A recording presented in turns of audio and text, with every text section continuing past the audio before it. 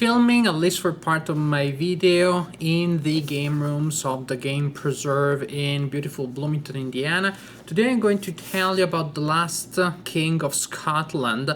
The title may remind you of the movie that came out a couple of years ago with Forrest Whitaker, and it is a game that indeed is inspired by the same event that inspired the movie, the war between Tanzania and Uganda in the late 70s. Two-player games, but with no hidden information, and this is a game that is also very solitaire-friendly. This is a game that is low in complexity, plays fast, and it was originally published by White Dog Games, and now we have an edition by Victory Point Games in the beautiful, very nice looking deluxe edition with the improved components that Victory Point Games has been producing in the last year or so. Now let's talk about the game. This is the map of the game with the situation at setup, with Ugandan units spread all over the map and ready to defend against the Tanzanian attackers. So the map mainly represents Uganda, with some access in the south representing Tanzania and also containing the entry points for the Tanzanian units. There are no units of the Tanzanian player on the board at the beginning of the game, but there is a large group of such units that enters the game in turn 1. More reinforcements for the Tanzanian player, but also some reinforcements for the Ugandan player in turn 4, and then smaller groups of reinforcements in other turns. The turn track here indicates the schedule of reinforcements. The game lasts up to 8 turns, so even if you play all of 8 turns, the game is not very long. It may last even less if one of the two players manages to achieve automatic victory, which happens if the Tanzanian player manages to take control of that city and that city, or if, in that case, the Tanzanian player is the winner, early winner, and the Ugandan player achieves an early victory if there are no Tanzanian units in Uganda at the end of any Ugandan phase. Some basic concepts in the game. Units have a movement factor printed in the bottom right corner of their counter. If the number is printed in black, that indicates foot infantry. If it is printed in red, it indicates armor or armor infantry or motorized. And these units move in slightly different ways. Units also have a combat factor printed in the top right corner of their counters, and that number can be in black, that indicates small weapons, or it can be in red, that indicates heavy weapons. Some units have 2 combat factors. In that case, the one on top is attack and the one underneath is defense. And that pretty much indicates that these units can only contribute to a combat when they're defending, not when they are attacking, because they have 0 in attack. The stacking limit is of 3 units in a hex at the end of a movement phase. However, there are ways here, special rules that apply to this game only, not to the system in general, that allow the players to stack extra units in a hex. For example, units belonging to the same brigade may be allowed to all share the same space in a single hex, which is particularly important for the Tanzanian player as he comes into the board from a little bit of a bottleneck. He really needs to be able to concentrate power to inflict a lot of damage to the Ugandan defenses in the first couple of turns so that he can achieve a breakthrough, and then he can bring in reinforcements into Ugandan territory easily later in the game. If not, if the Tanzanian player gets stuck in the bottleneck early in the game, then things can be particularly tough for him later in the game. Turn sequence. First, each turn the players roll dice to determine who goes first, then the players that has initiative will go through all of his player phases before the opponent does the same with his phases. First, the active player will have a supply step in which units are checked to see if they are out of supply or not. Units that are out of supply receive that marker there. Units are in supply if they cannot trace a line of supply to a supply source. The Tanzanian player has his supply sources on the southern edge of the map, the Ugandan player in several cities on the map. Units that are found to be out of supply have several penalties. Their movement allowance is halved, they cannot enter an enemy zone of control, they cannot attack, their defense strength is reduced. It is pretty bad. And in order to cut the supply lines of the opponent, you can use your own units, cut enemy supply lines, or also zones of control. However, not all units in this game have a zone of control. Only units that have either their combat factor or their movement factor printed in red project a zone of control, and in that case they projected in the 6 axes surrounding the unit. After the supply step, you have the movement step, which is pretty traditional. Units move up to their full movement allowance, and that will be modified by terrain. Here you have the terrain effects chart that tells you the cost of each hex. As you can see, the cost may vary depending on the type of unit that is moving, and varies greatly depending on terrain. For example, motorized and tank can move very fast on roads. They only spend a quarter of a movement point for each hex that they enter. However, they become very slow in rough terrain and quite slow in clear terrain. Generally speaking, this is a map in which either you move very fast or you move very slowly. There isn't much in between. After the movement step, you have the combat step, in which units of the active player can declare attacks. You attack adjacent enemy units, and when you're attacking, the land combat may be preceded by airstrikes, but that only if the players decide to use air units, which are entirely optional. If you're using airstrikes, then the attacker only can assign air units to support land combat. In that case, you simply use the unit, you assign it to a combat, and you resolve the combat dice indicated by the combat factor of the unit or units that you assign to that combat. And the airstrike is resolved before the land combat. I'll explain later how all attacks are resolved. Well, land combat. Land combat is simultaneous. That means that both the attacker and the defender will get to roll dice at the same time, or in any case, the effects of the die rolls are applied at the same time. Each player totals all of the red combat factors that he has in a combat, and that tells that player the number of red dice that he will roll.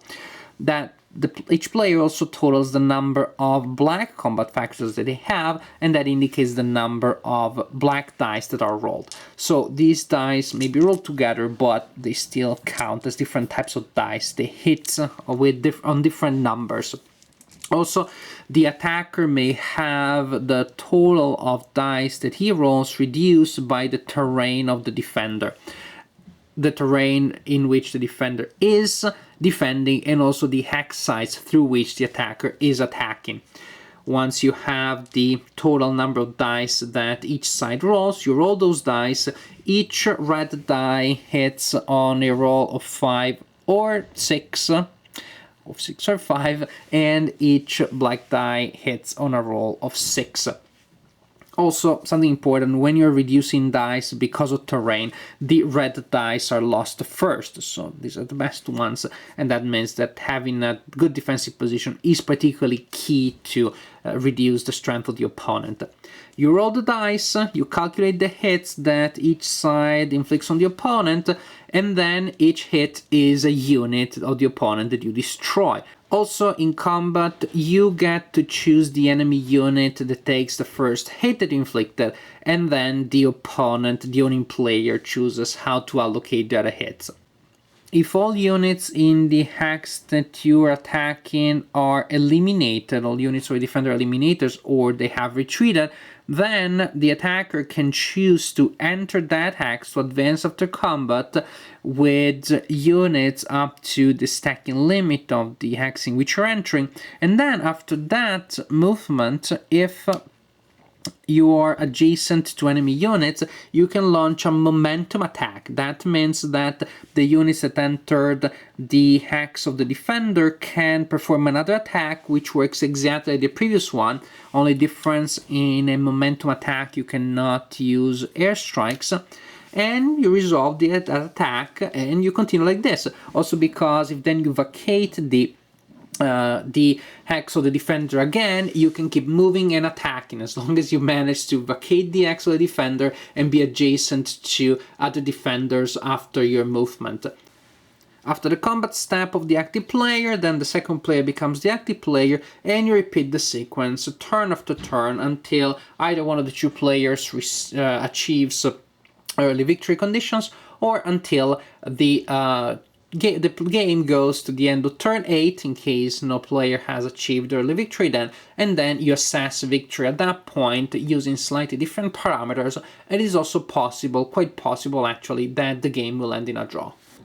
I like this game. I find it simple, yes, but enjoyable, fun. It plays quickly, but not without challenges and not without interesting moments.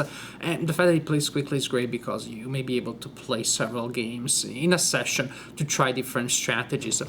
The conflict between the two sides is very unequal. The Tanzanian units are so much more powerful. There are many of them. They have great power, and with great power comes great responsibility on the part of the player who needs to win, because if you perform poorly as Tanzania with all the advantages that you have, that's going to be embarrassing. Yet it is possible. I have seen the Tanzanian side getting beaten quite shamefully in case that side doesn't manage to create a good breakthrough in the first couple of turns. Then the Ugandan units form a wall just at the exit of the bottleneck. They exploit natural advantages such as lakes that block movement, unbridged rivers, other natural elements, and they make it very hard for the Tanzanian units to advance. Against a proficient Tanzanian player, this is not going to be possible. The Tanzanian player is probably going to achieve a good progression in the first couple of turns. It's going to gain grounds, and at that point, the Ugandan units must delay, move around, defend, move from defending position to defending position, try to limit the damage that you're taking, try to prevent the Tanzanian player from controlling the key objectives that are necessary for that player to win the game. In a certain way, probably it is more exciting, more quote-unquote fun to play as a Tanzanian player because you have more choices, more decisions, and the victory conditions are such that do inject a certain degree of balance in design in a conflict that is very imbalanced in terms of forces. Yes, the Tanzanian player will slaughter the opponent, but he may still lose the game if he doesn't manage to control enough objectives. So the victory conditions are pretty smart there. However, the Ugandan player really has to rely on those victory conditions. I do not know if that means that the Ugandan player has to play in more of a gamey way. It all depends on how well tailored the results are to the historical events, and I do not know enough about those events to really make an informed comment about that. I know that the two sides play in different ways, and the philosophy of the two sides has to be completely different. The Tanzanian player has to gain ground, to be aggressive, but at the same time, if he stretches forces too much, if he attacks using too many momentum attacks, he depletes his forces too early in the game, that is particularly bad too. And then there are other historical elements that are factored in the design and that give more flavor to the otherwise very straightforward rules. So for example, there are conditions in which if you manage to to eliminate the president for life of Uganda, or to force him to flee to a foreign country, then you will see the Ugandan forces disintegrating in front of you. Those elements are interesting historically. Again, they may make it hard for the Ugandan player.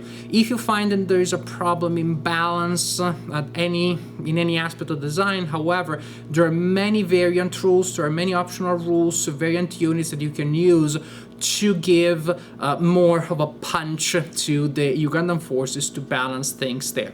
Overall, I found that this is a design that has a lot to offer in such a small economically designed game.